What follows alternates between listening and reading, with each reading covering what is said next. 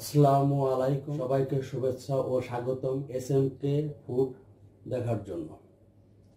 প্রিয় বন্ধুরা, আমি এখন স্বল্প খরচে খুব সহজে পটল ভর্তা করে দেখাবো। পটল ভর্তা করার জন্য যে উপকরণগুলো আমি নিয়েছি, 10-12টি পটল। এখানে পটল আছে, পেঁয়াজের কুচি, ধনেপাতার কুচি, রসুনের কুচি, কালিজিরা, শুকনো মরিচ, হলুদের গুঁড়ো, মরিচের গুঁড়ো, সরিষার তেল। হ্যালো গাইস, প্রিয় বন্ধুগণ, আমি পটলটিকে ঠিক এইভাবে, প্রত্যেকটা পটল এইভাবে দুটো মাথা কেটে নেব। মাথা অংশ দিয়ে পটলের উপরের ভূত মাথা দিয়ে পটলের এই ছাল আমি ছাড়িয়ে নেব। ভিতরের যে মোটা ছালটা সেটা থাকবে, এতে পুষ্টির মানটাও সঠিক থাকবে। এভাবে আমি সবগুলো পটল করে নেব।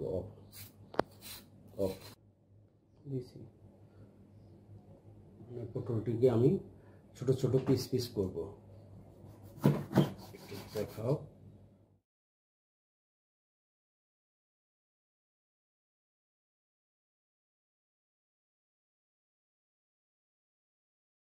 ঠিক এইভাবে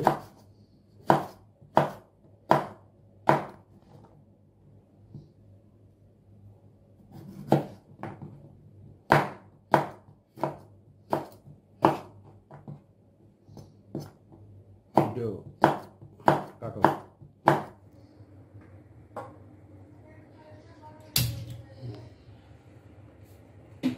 প্রিয় বন্ধুরা,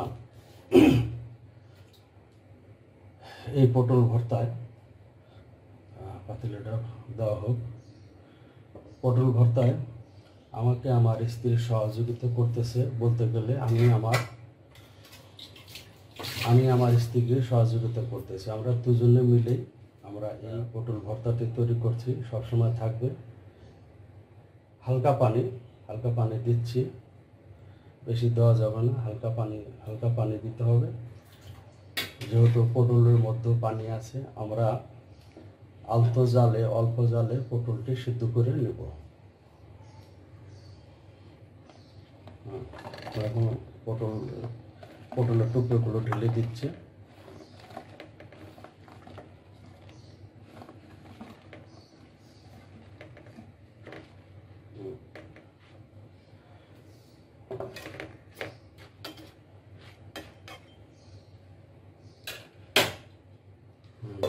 দিয়ে দিলাম।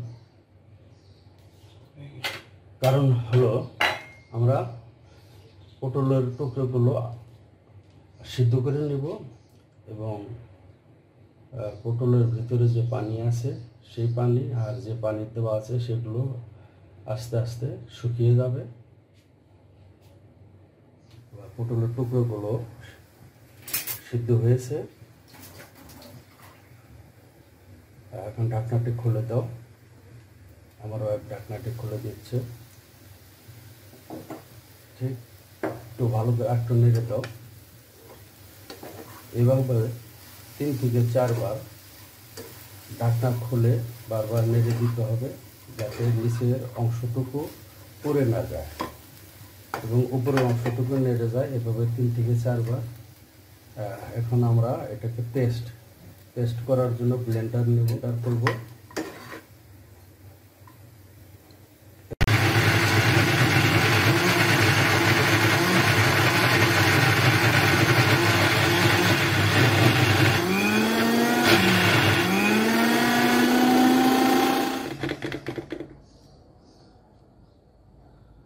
প্রিয় বন্ধুরা, এখন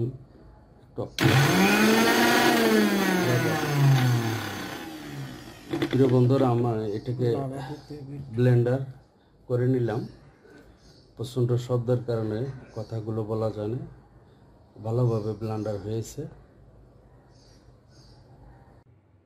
বন্ধুগণ, আমরা পটলের ভর্তার দ্বিতীয় পর্ব শুরু করলাম। আমরা ছোট্ট একটা প্যান কড়াই চুলার মধ্যে চাপিয়ে দিলাম।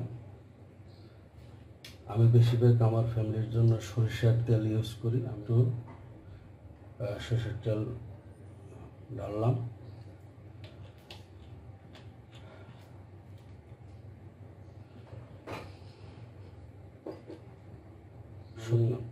গরম হলেই শুকনো মরিচ দিয়ে দেব।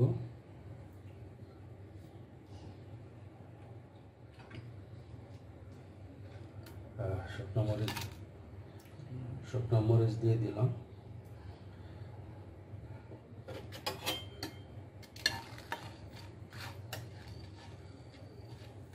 পাঁচ ছয়টা শুকনো মরিচ দিয়ে দিলাম। শুকনো মরিচগুলো ভালো করে ভেজে নেব, কড়কড়া করে ভেজে নেব। ভর্তার পুরো প্রক্রিয়াটা আধো জাল, অল্প পরিমাণ কালিজিরা,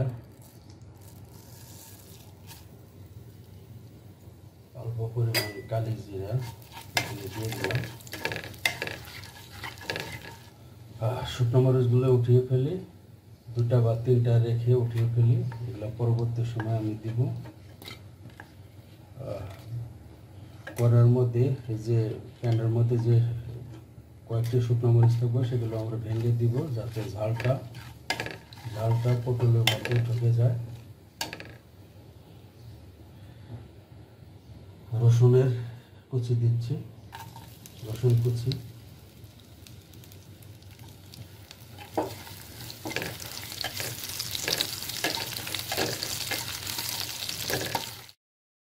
আমরা এখন পেঁয়াজের কুচি,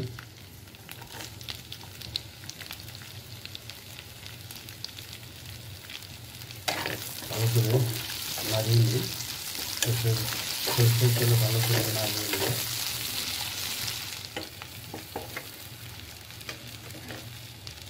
কষানোর পর কয়েকটি কাঁচামরিচ ছেড়ে দিলাম।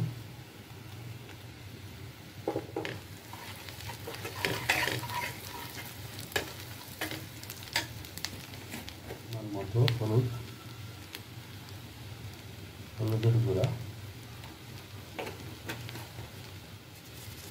মরিচের গুঁড়া,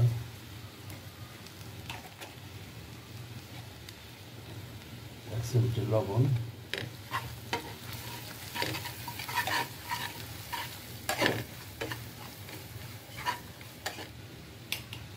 এখন আমি পটলের পেস্ট ব্লেন্ডার করা ছিল সেটা আমি ঢেলে দেব।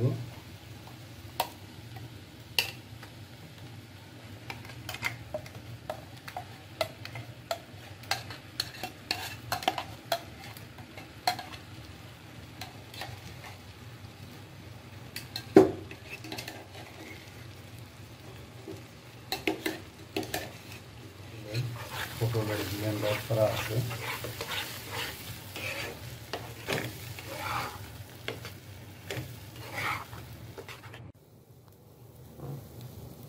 প্রিয় বন্ধুরা, পটলের এই ভর্তাটুকু বেশ কিছুক্ষণ রাখতে হবে, যাতে পানির পরিমাণটা শুকিয়ে যায়।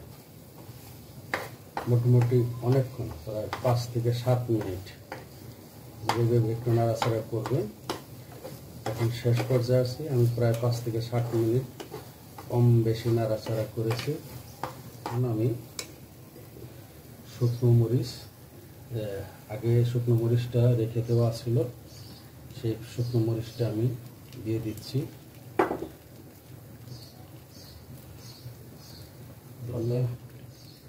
কুচি কুচি করা ছিল ধনে পাতাগুলো দিয়ে দিচ্ছি, একটু ফ্লেভার আসবে।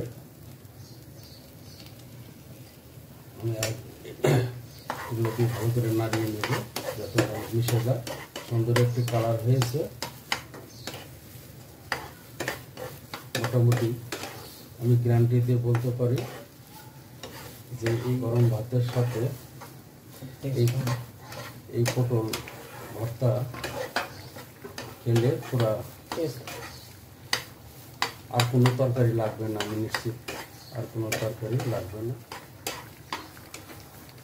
মোটামুটি শেষ পর্যায়ে। বন্ধুরা, এখন শেষ পর্যায়ে দেখেন এক ফোঁটা পানিও নেই, একদম ঝরঝরে পানি নেই। একটি আলাদা পাত্রের মধ্যে ঢালছি।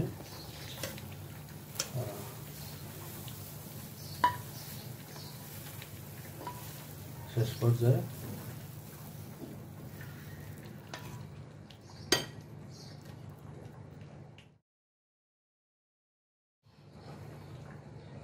আমি একটু সরিষার তেল ঢেলে নিই, কাঁচা সরিষার তেল হালকা, দেখতে খুব সুন্দর হবে।